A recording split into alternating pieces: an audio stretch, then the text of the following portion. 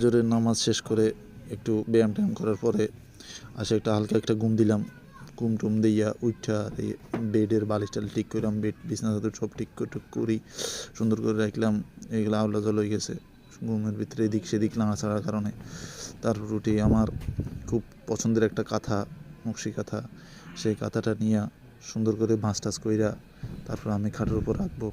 দেখেন আপনারা আমি কীভাবে কাঁথাটা ভাঁজ করি, আপনারা এখান থেকে শিখে রাখুন কাঁথার কীভাবে ভাঁজ করতে হয়।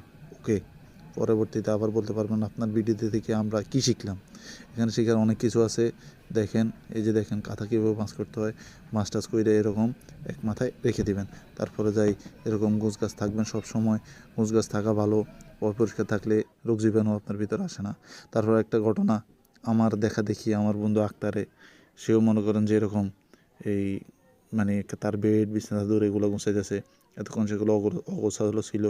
তো সেও আমাকে দেখে অনুপ্রাণিত হয়ে সেও তার কাঁথাগুলা সে খুব সুন্দরভাবে গুছাইতেছে, আপনারা দেখেন।